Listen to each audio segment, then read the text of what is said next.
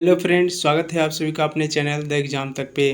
Friend, आज के इस वीडियो में हम लोग वॉल्यूम 2 का जो कि एडिटोरिया पब्लिकेशन का बिहार एसएससी जो कि इंटर स्तरीय लेवल की प्रतियोगिक परीक्षा है, इसके लिए जो है हम लोग जीके जीएस के प्रश्न को डिटेल के साथ कवर करने वाले हैं। आज का जो प्रैक्टिस शीट है ये प्रैक्टिस शीट नंबर 8 है और इससे पहले हमने ऑलरेडी जो है प्रैक्टिस शीट नंबर 1 से 7 तक कवर करा दिया है। और इससे पहले जो हम लोग वॉल्यूम 1 को पूरे डिटेल के साथ 1 से 15 प्रैक्टिस सेट को कवर करा दिया है, जो कि चैनल के प्लेलिस्ट या फिर वीडियो के डिस्क्रिप्शन में उसका लिंक दे दिया जाएगा। वहां से जो है आप लोग सभी वीडियो को देख सकते हैं। तो चलिए फ्रेंड, आज हम लोग प्रैक्टिस सेट नंबर 8 को स्टार्ट करते हैं। स्टार्ट करने से पहले आप लोगों को बता दूँ, अगर मेरे चैनल पर पहली बार जुड़े हैं तो चैनल को ज़रूर सब्सक्राइब कर दीजिएगा। तो चलिए फ्रेंड, वीडियो को स्टार्ट करते हैं। आज का पहला प्रश्न है कि निम्नलिखित में से कौन सा कथन जो है ये असत्य है। श्यानता ठोस, द्रव तथा गैसों का एक विशिष्ट गुण है। ये जो कथन है ये बिल्कुल गलत है। ऑप्शन ए जो है ये गलत ऑप्शन है। श्यानता किसी भी तरल या फिर द्रव का वह गुण है जिसके कारण वह किसी बाहरी प्रतिबल या फिर अपरूपक जो है ये प्रतिबल के कारण अपने को विकृति करने का जो है विरोध करता है। सामान्य शब्दों में यह उस तरल के गाढ़ेपन या फिर उसके बहने का प्रतिरोध करने की क्षमता का जो है ये परिचय है। यह जो है ठोस का गुण नहीं है। तो ऑप्शन ए जो है ये गलत हो जाएगा। अगला ऑप्शन है कि तापमान बढ़ाने पर द्रव की श्यानता घट जाती है परंतु गैसों की बढ़ जाती है। तापमान बढ़ाने पर जो है द्रव की श्यानता ये घट जाती है और गैसों की श्यानता जो है ये बढ़ जाती है। एक आदर्श तरल की श्यानता शून्य होती है। ये जो कथन है ये बिल्कुल सही है, यानी ऑप्शन इसका ए राइट हो जाएगा। यहाँ पे असत्य पूछा था। तो अगला प्रश्न है कि जब श्वेत प्रकाश प्रिज्म से होकर गुजरती है तो कौन सा रंग जो है सबसे कम विचलित होती है। जब श्वेत प्रकाश प्रिज्म से होकर गुजरती है तो सबसे कम विचलन वाला रंग जो है ये लाल रंग का विचलन सबसे कम होता है। और सबसे अधिक पूछे तो सबसे अधिक जो है ये बैगनी रंग का होता है। यहाँ पे सबसे कम पूछा है तो सबसे कम जो है लाल का हो जाएगा। और तरंगदैर्घ्य सबसे अधिक पूछे तो तरंगदैर्घ्य सबसे अधिक लाल का होता है और तरंगदैर्घ्य सबसे कम जो है ये बैगनी का होता है। अगला प्रश्न है गुरुत्वाकर्षण के सार्वभौमिक नियम के प्रतिपादक किसने किया था। गुरुत्वाकर्षण के सार्वभौमिक नियम के प्रतिपादन जो है ये न्यूटन के द्वारा किया गया था। तो न्यूटन ऑप्शन ए इसका राइट आंसर हो जाएगा। इस नियम के अनुसार जो है दो पिंड के बीच लगने वाले आकर्षण बल का परिणाम उन पिंडों के द्रव्यमान के गुणनफल के समानुपाती तथा इसके जो है बीच की दूरी के वर्ग के व्युत्क्रमानुपाती होता है। अगला प्रश्न है कि वायु शक्ति यानी विंड पावर में ऊर्जा का कौन सा रूप जो है विद्युत ऊर्जा में परिवर्तित करता है। ये जो परिवर्तित करता है ये गतिज ऊर्जा को परिवर्तित करता है। तो गतिज ऊर्जा ऑप्शन ए इसका राइट आंसर हो जाएगा। बाहरी वायु से उत्पन्न की गई ऊर्जा को पवन ऊर्जा कहते हैं। पवन चक्कियों द्वारा वायु की गतिज ऊर्जा यांत्रिक ऊर्जा में परिवर्तित हो जाती है। इस यांत्रिक ऊर्जा को जनित्र की मदद से जो है विद्युत ऊर्जा में परिवर्तित किया जाता है। अगला प्रश्न निम्नलिखित में से कौन सी जो है भौतिक घटना है जिसके आधार पर एक सरल पारदर्शी यानी पेरिस्कोप कार्य करती है। पेरिस्कोप की बात करें तो ये जो है प्रकाश का परावर्तन पर कार्य करती है। प्रकाश का परावर्तन ऑप्शन है इसका राइट आंसर हो जाएगा। अगला प्रश्न है लिफ्ट में मनुष्य का प्रत्यक्ष वजन वास्तविक वजन से कम कब हो जाता है। लिफ्ट में मनुष्य का प्रत्यक्ष वजन से वास्तविक वजन जो है ये कम हो जाता है जब लिफ्ट जो है तेज़ी से नीचे की ओर जाता है। जब लिफ्ट तेज़ी से नीचे की ओर जाता है तो मनुष्य का जो है प्रत्यक्ष वजन वो वास्तविक वजन से कम हो जाता है। तो ऑप्शन सी इसका राइट आंसर हो जाएगा। लिफ्ट जब नीचे तेज़ी से जाती है और जब लिफ्ट ऊपर जाती है तो वास्तविक वजन से जो है वजन वो भारी हो जाता है और जब लिफ्ट की डोरी टूट जाती है तो ये जो है ऊपर चला जाता है और ये जो है ऊपर टकरा जाता है। इसका गुरुत्वाकर्षण जो है बल वो कार्य नहीं करता है। अगला प्रश्न है कि निम्नलिखित में से कौन सा कथन सत्य नहीं है। सत्य की बात करें तो सत्य जो है ये बुलबुले आकार के पानी के नीचे से ऊपर की ओर जाते हुए बढ़ता है।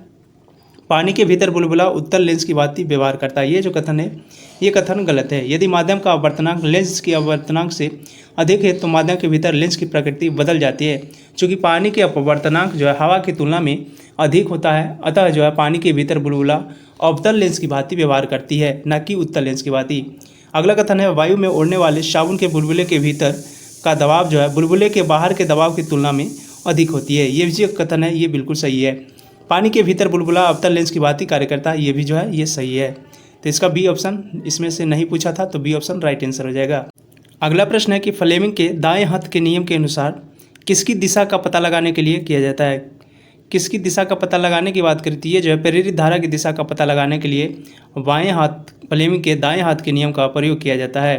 तो प्रेरित धारा ऑप्शन सी इसका राइट आंसर हो जाएगा। फ्लेमिंग के दाएं हाथ के नियम के प्रयोग जो है करके प्रेरित धारा की दिशा का पता लगाया जाता है। जब कोई चालक चुंबकीय क्षेत्र की उपस्थिति में गतिमान होता है तो विद्युत धारा प्रेरित होती है। फ्लेमिंग के दाहिने हाथ के अनुसार जो है ये उपयोग किसी भी चालक में प्रेरित धारा की दिशा दिखाने के लिए किया जाता है।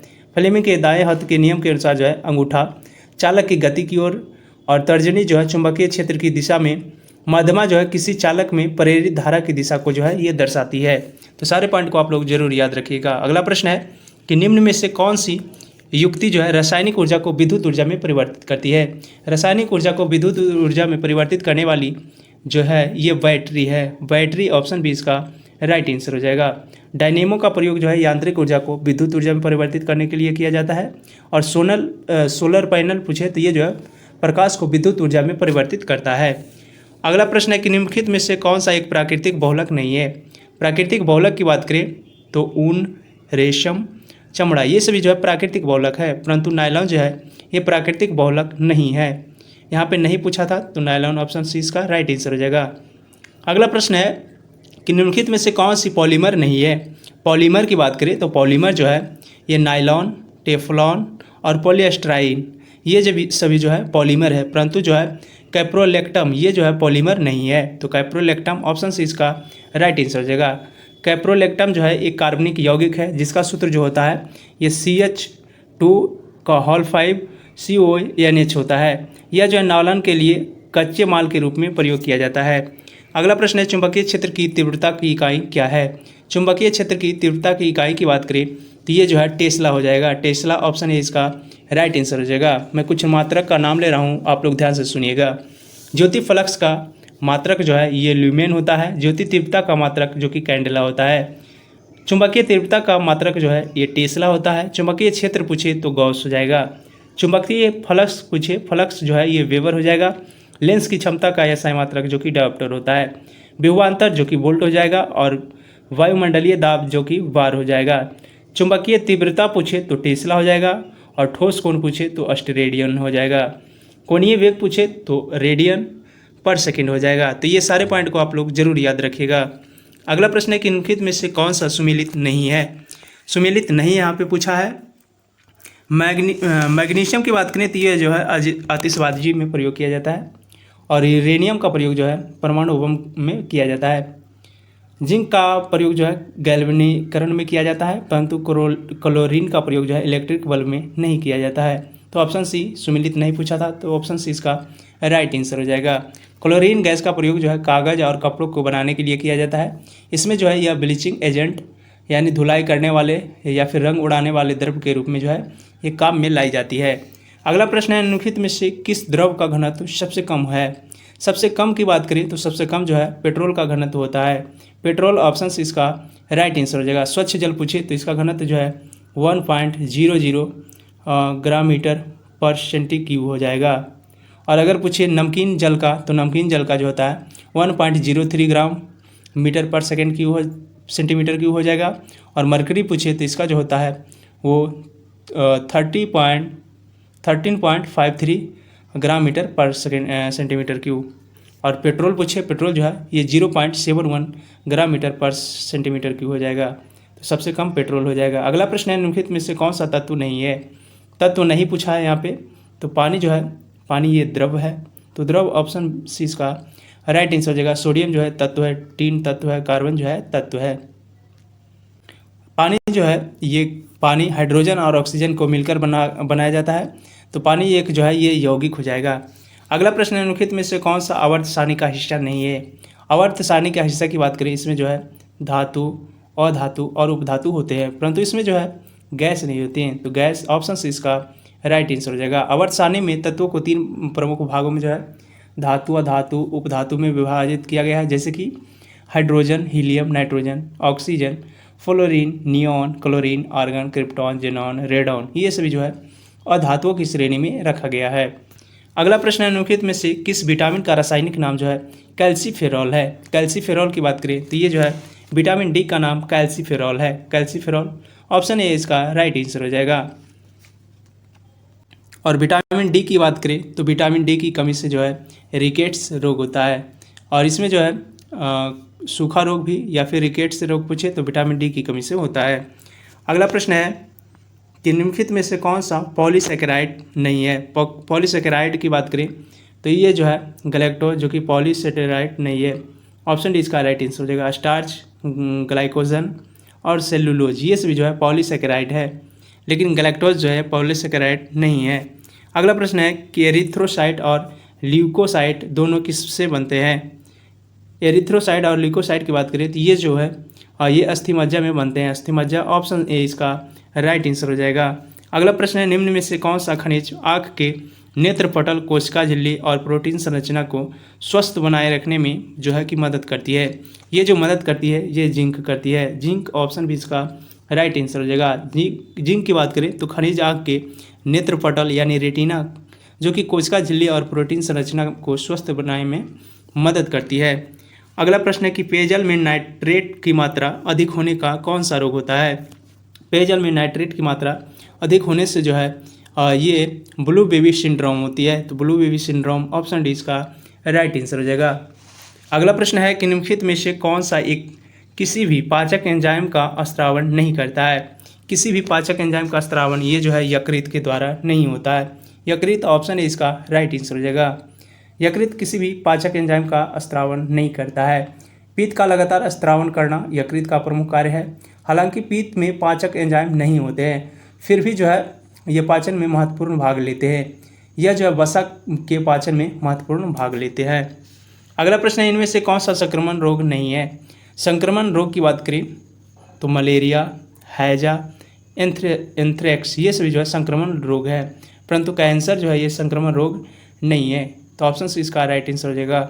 अगला प्रश्न है कि पौष्टिक अल्सर के लिए कौन सा जीवाणु जिम्मेदार है। पौष्टिक अल्सर की बात करें तो इसके लिए जो है हेलिकोबैक्टर पाइलोरी ये जो है ये जीवाणु जिम्मेदार है। तो हेलिकोबैक्टर पाइलोरी ऑप्शन डी इसका राइट आंसर हो जाएगा। और इसका बात करें तो पौष्टिक अल्सर के कारण जो है पेट में जलन तथा आमाशय की लाइनिंग में जो है घाव हो जाते हैं, जिससे जो है रक्तस्राव होता है। इस रोग के कारण जो है हेलिकोबैक्टर पाइलोरी नामक जो है जीवाणु है। अगला प्रश्न है कि निम्न में से कौन सा प्राणी द्विलिंगीय प्राणी का उदाहरण नहीं है। द्विलिंगीय प्राणी का उदाहरण की बात करें तो केचुआ, जोक, टेपवर्म ये सभी जो है द्विलिंगीय प्राणी है, परंतु कॉकरोच जो है ये द्विलिंगीय प्राणी नहीं है। कॉकरोच ऑप्शन डी का राइट आंसर हो जाएगा। अगला प्रश्न है राज्याभिषेक समारोह का विवरण निम्नलिखित में से किसमें किया गया है। राज्याभिषेक समारोह का विवरण की बात करें ये जो है ऐतरेय ब्राह्मण में किया गया है। ऐतरेय ब्राह्मण ऑप्शन सी इसका राइट आंसर हो जाएगा। अगला प्रश्न है कि हड़प्पा सभ्यता के निम्नलिखित स्थलों में से कौन सा स्थल जो है अफगानिस्तान में है। अफगानिस्तान की बात करें इसमें जो है ये स्थल जो कि सोर्तुघई की बात करें तो ये जो है अफगानिस्तान में स्थित है। जबकि यहाँ पे कोट दीजी की बात करें तो कोट दीजी जो है ये हड़प्पा सभ्यता का स्थल है जो कि पाकिस्तान में है। पाकिस्तान में कौन कौन है तो पाकिस्तान में जो है कोट दीजी, मोहनजोदड़ो, बालाकोट और चनहुद्रो ये सभी जो है पाकिस्तान में स्थित है। मोहनजोदड़ो जो कि सिंध की लरकाना ज़िले में स्थित है और ये जो है सिंधु नदी के किनारे अवस्थित है, जो कि मोस्ट इम्पोर्टेंट क्वेश्चन है। अगला प्रश्न है कि इनमें निम्नलिखित में से कौन सा तत्व धम्म में वर्णित नहीं था। धम्म की बात करें तो इसमें जो है माता पिता का आज्ञा पालन करना, दान पुण्य करना, मातृभाव ये सभी जो है धम्म में वर्णित है, परंतु संघ के प्रति आस्था ये जो है धम्म में वर्णित नहीं है। तो ऑप्शन डी इसका राइट आंसर हो जाएगा। अगला प्रश्न है कि 16 महाजनपदों में से एक महाजनपद जो कि दक्षिण भारत में स्थित है, इसकी राजधानी कहाँ है।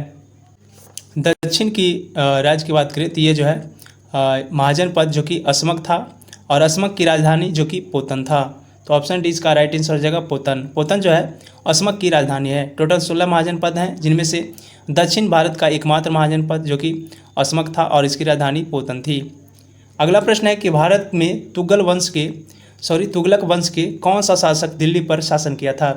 तुगलक वंश के सैयद वंश जो है, ये सैयद वंश ये जो है दिल्ली पर शासक किया था। दिल्ली सल्तनत का शासन करने वाला चौथा वंश जो कि सैयद वंश था, और इस वंश ने 1414 ईस्वी से 1451 ईस्वी तक शासन किया था। सैयद वंश की संस्थापक जो कि खिज़िर खां को माना जाता है, और खिज़िर खां जो कि तैमूर लंग के सेनापति था। भारत से लौटते समय तैमूर लंग ने खिज़िर खां को मुल्तान या फिर लाहौर एवं दीपालपुर का शासन नियुक्त किया। खिज़िर खां की मृत्यु जो है ये 20 मई 1421 ईस्वी को हो गई थी। अगला प्रश्न है, शिवाजी का छत्रपति के रूप में औपचारिक राज्याभिषेक कहाँ हुआ था? शिवाजी का छत्रपति के रूप में जो है औपचारिक राज्याभिषेक ये जो है रायगढ़ में हुआ था। रायगढ़ ऑप्शन है इसका राइट आंसर हो जाएगा। 6 जून 1674 ईस्वी को शिवाजी का राज्याभिषेक हुआ था, और 1674 ईस्वी में उन्होंने मराठा साम्राज्य की नींव रखी थी। रायगढ़ में जो है जब उनका राज्याभिषेक हुआ तब उन्हें जो है छत्रपति की उपाधि दी गई थी। तो ये सारे पॉइंट को आप लोग जरूर याद रखिएगा। अगला प्रश्न है, 1857 के विद्रोह में राष्ट्रीयता की भावना का अभाव था, और यह जो है सैनिक विद्रोह से बढ़कर और कुछ नहीं था। ये जो कथन है किसका है? ये जो कथन है ये आर.सी. मजमूदार जी का है। तो आर.सी. मजमूदार ऑप्शन 20 का राइट आंसर हो जाएगा।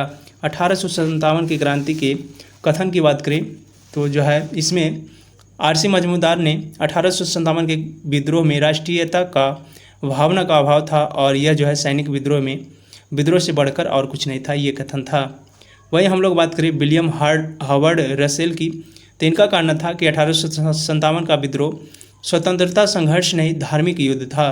और विनायक दामोदर सावरकर जी ने कहे थे कि 1857 का विद्रोह स्वधर्म और राजस्व के लिए लड़ा गया राष्ट्रीय संघर्ष था। इसमें जो है बिपिन चंद्र जी ने भी अपना ओपिनियन दिए थे। 1857 का विद्रोह विदेशी शासन से राष्ट्र को मुक्त कराने का देशभक्तिपूर्ण प्रयास था। और एक जो है जवाहरलाल नेहरू जी, इन्होंने बोले थे कि सन 57 का विद्रोह सिपाही विद्रोह नहीं अपितु स्वतंत्रता प्राप्ति के निमित्त भारतीय जनता का संगठित संग्राम था। ये कथन जो था ये जवाहरलाल नेहरू जी का था। अगला प्रश्न है, किसके सुझाव पर भारतीयों को साइमन कमीशन से बाहर रखा गया था? भारतीयों को साइमन कमीशन से बाहर जो है ये लॉर्ड इरविन के कहने पे रखा गया था। लॉर्ड इरविन ऑप्शन है इसका राइट आंसर हो जाएगा। अगला प्रश्न है कि निम्नलिखित में से कौन सा एक सुमेलित नहीं है?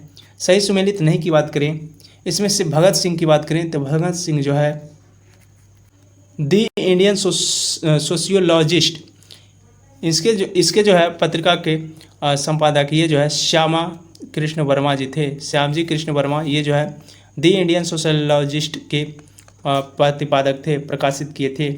इंडियन स्ट्रगल जो है सुभाष चंद्र बोस जी के द्वारा प्रतिपादित किया गया था। और बंदी जीवन जो कि सचिंद्रनाथ सन्याल जी के द्वारा। इंडिया डिवाइडेड जो कि डॉक्टर राजेंद्र जी के द्वारा। और इससे जो है पत्रिका है, इसमें नहीं पूछा था तो नहीं जो है ऑप्शन ए हो जाएगा। अगला प्रश्न है कि पाकिस्तान की स्थापना की मांग मुस्लिम लीग ने किस अधिवेशन में की थी? पाकिस्तान की स्थापना की मांग जो है मुस्लिम लीग के द्वारा ये लाहौर अधिवेशन में कहा गया था। लाहौर अधिवेशन ऑप्शन ए इसका राइट आंसर हो जाएगा। मुस्लिम लीग द्वारा जो है 23 मार्च 1940 को लाहौर अधिवेशन में पाकिस्तान की मांग का औपचारिक प्रस्ताव पेश किया गया था।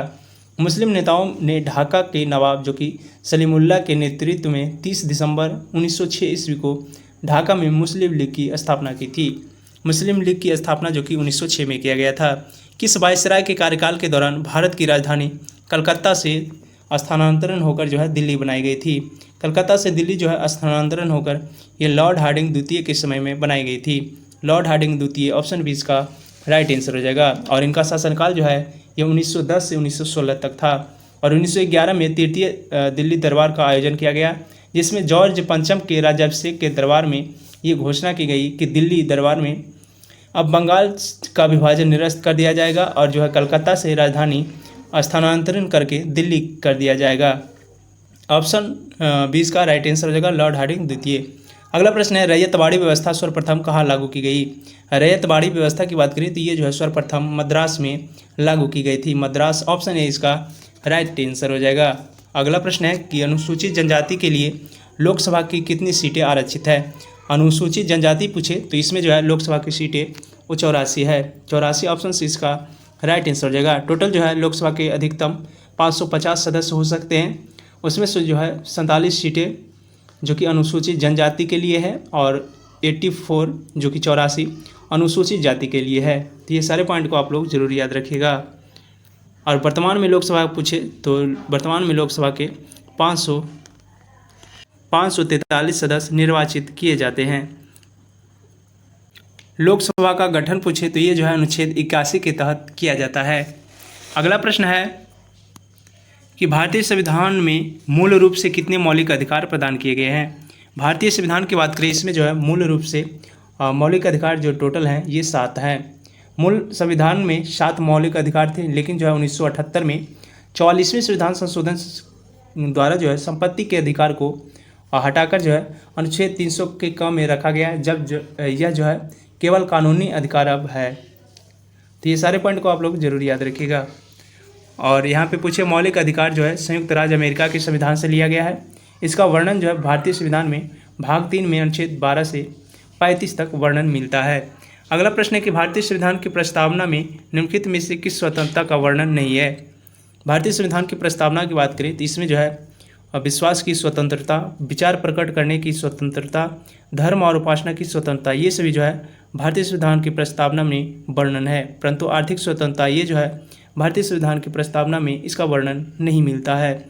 अगला प्रश्न है कि भारत के संविधान का निम्नलिखित में से कौन सा अनुच्छेद प्रेस की स्वतंत्रता से संबंधित है। प्रेस की स्वतंत्रता से संबंधित जो है ये अनुच्छेद 19 के 1 के ए है। तो ऑप्शन ए इसका राइट आंसर हो जाएगा, 19 के 1 का ए। इसमें जो है इसमें अनुच्छेद में प्रेस की स्वतंत्रता का वर्णन मिलता है। अगला प्रश्न है निम्नलिखित में से कौन सा सरकार जो है तीसरे अंग के रूप में जाना जाता है। सरकार के तीसरे अंग की बात करें तो सर्वोच्च न्यायालय जो है ये सरकार के तीसरे अंग के रूप में जाना जाता है। सरकार के प्रमुख 3 अंग जो कि विधायिका, कार्यपालिका और न्यायपालिका होती है। अगला प्रश्न है कि भारत के संविधान में उद्देशिका का विचार लिया गया है। उद्देशिका का विचार की बात करें तो ये जो है यूएसए के संविधान से लिया गया है। ऑप्शन बी इसका राइट आंसर हो जाएगा, यूएसए के संविधान से। अगला प्रश्न है कि संघ लोक सेवा आयोग के सदस्यों का कार्यकाल होता है। संघ लोक सेवा आयोग के सदस्यों का कार्यकाल जो है 6 वर्षों का होता है, 6 वर्ष। ऑप्शन ए इसका राइट आंसर हो जाएगा। और 65 वर्ष की आयु होने पर जो है अपने पद से ये इस्तीफा दे देते हैं। अगले प्रश्न है कि बिहार के प्रथम निर्दलीय मुख्यमंत्री कौन थे। बिहार के निर्दलीय मुख्यमंत्री की बात करें तो ये जो है महामाया प्रसाद थी, महामाया प्रसाद। ऑप्शन ए इसका राइट आंसर हो जाएगा। महामाया प्रसाद सिन्हा जो कि 5 मार्च 1967 से 28 जनवरी 1968 तक मुख्यमंत्री रहे थे। बिहार के प्रथम मुख्यमंत्री पूछे तो डॉक्टर श्री कृष्ण सिंह हो जाएंगे। और ये जो है 1937 ईस्वी में बिहार के प्रथम मुख्यमंत्री मोहम्मद यूनुस बने थे, जो कि आज़ादी से पूर्व थे। बिहार के प्रथम दलित मुख्यमंत्री पूछे तो भोला पासवान, इसका राइट आंसर हो जाएगा। अगला प्रश्न है कि निम्न में से कौन सा पार्थिव ग्रह जो कि आंतरिक ग्रह नहीं है। आंतरिक ग्रह नहीं की बात करें तो ये जो है शरद ऋतु बृहस्पति हो जाएगा, बृहस्पति। ऑप्शन है इसका राइट आंसर हो जाएगा। बुध, शुक्र, पृथ्वी एवं मंगल जो है पार्थिव ग्रह कहा जाता है, क्योंकि ये जो है पृथ्वी के सद्य है, परंतु ये जो है सूर्य व क्षुद्र ग्रहों के पट्टी के बीच स्थित है, इसलिए इसे जो है आंतरिक ग्रह भी कहा जाता है। प्लूटो को जो है 2006 में जो है ग्रह की श्रेणी से हटा दिया गया और इन्हें जो है बौने ग्रह की श्रेणी में शामिल कर दिया गया था। तो ये सारे प्रश्न को आप लोग जरूर याद रखिएगा।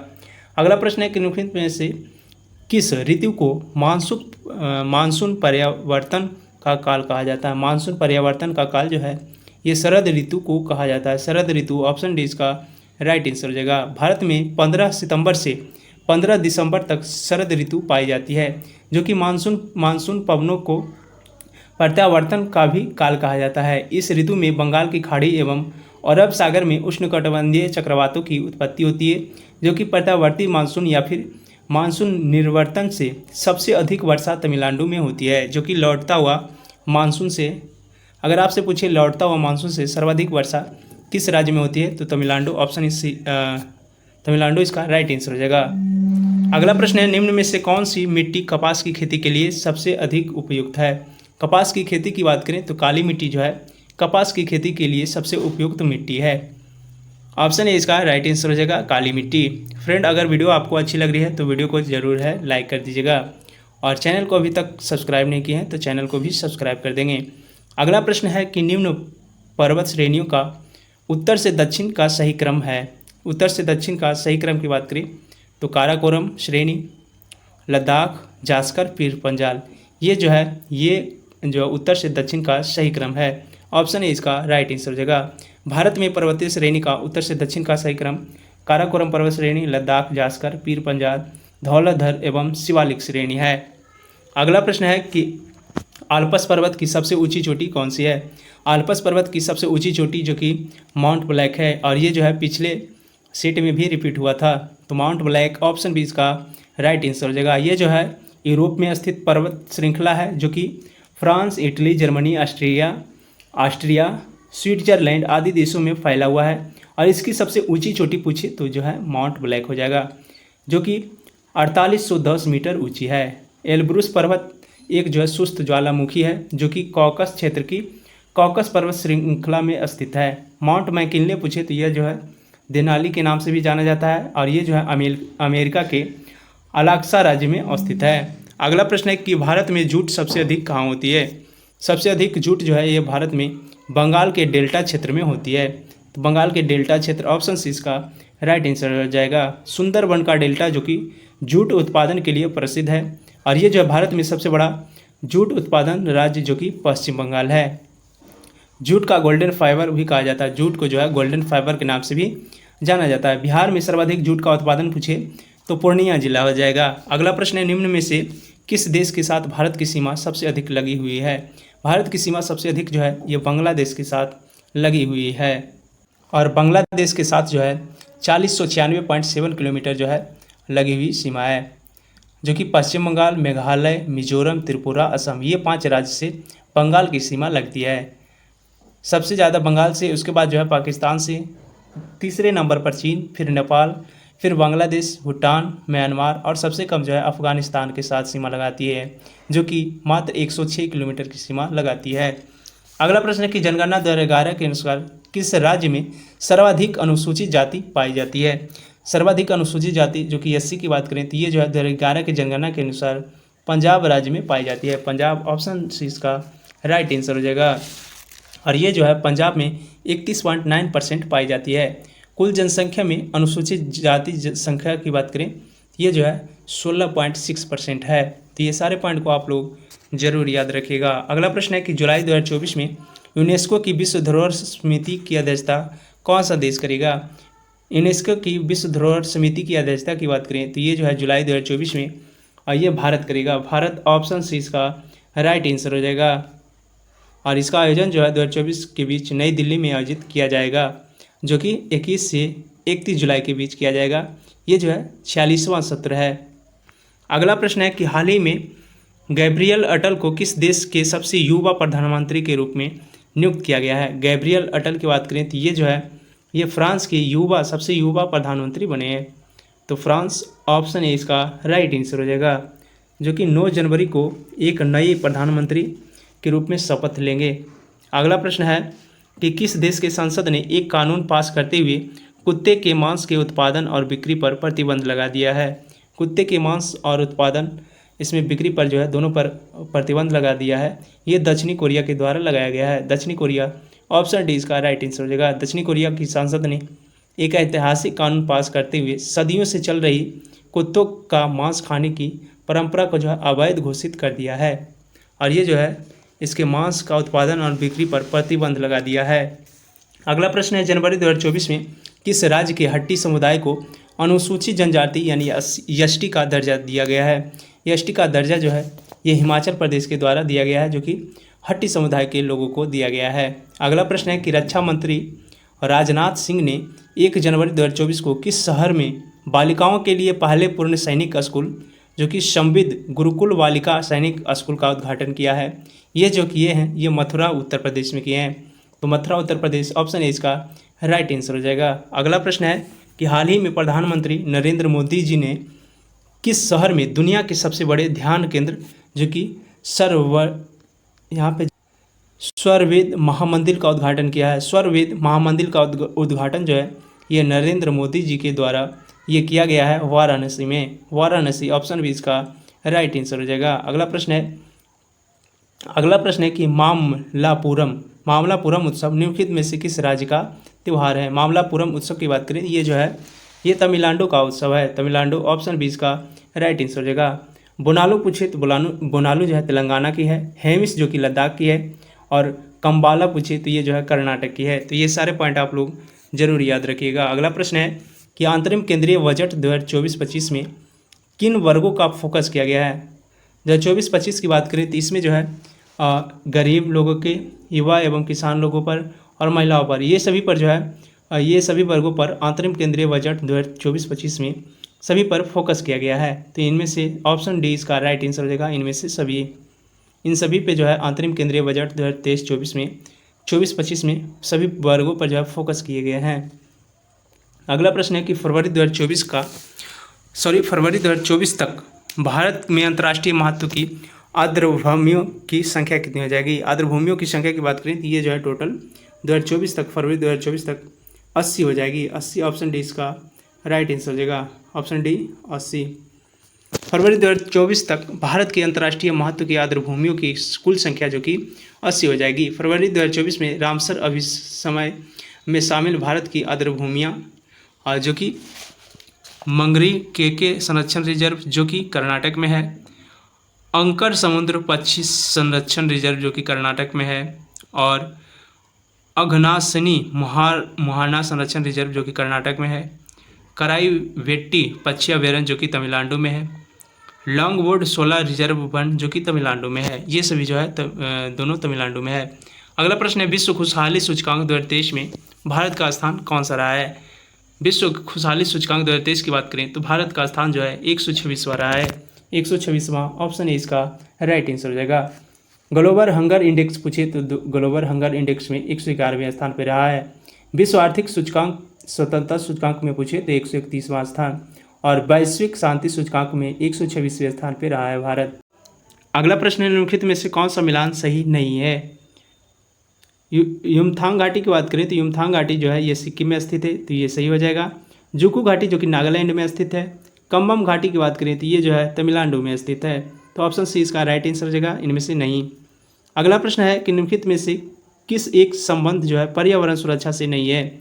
पर्यावरण सुरक्षा की बात करें तो इसमें जो है धारणीय विकास और वातानुकूलन, कागज़ के थैलों का प्रयोग, ये सभी जो है पर्यावरण सुरक्षा से संबंधित है, परंतु गरीबी का कम करना ये पर्यावरण से संबंधित नहीं है। अगला प्रश्न है कि गैंडा संरक्षण परियोजना कब शुरू हुई? गैंडा संरक्षण परियोजना की बात करें तो इसकी शुरुआत जो है ये 1987 में हुई थी। 1987 ऑप्शन ए इसका राइट आंसर हो जाएगा। भारत में इसकी शुरुआत असम में स्थित जो कि काजीरंगा राष्ट्रीय उद्यान में की गई थी। भारत के काजीरंगा राष्ट्रीय उद्यान में विश्व के लगभग 2/3 एक सींग वाले गैंडे जो है ये पाए जाते हैं। इसे जो है वर्ष 2006 में टाइगर रिजर्व घोषित कर दिया गया था, और असम में काजीरंगा उद्यान तथा मानस अभयारण्य एवं पश्चिम बंगाल के जलदापारा अभयारण्य जो कि जलपाईगुड़ी के नाम से जाना जाता है, इसमें जो है एक सींग वाले गैंडे पाए जाते हैं। अगला प्रश्न है कि राष्ट्रीय आय की गणना करते समय निम्नलिखित में से किसको जो है शामिल किया जाता है? राष्ट्रीय आय की गणना करते समय जो है चौकीदार की आय का गणना किया जाता है। चौकीदार की आय ऑप्शन सी इसका राइट आंसर हो जाएगा।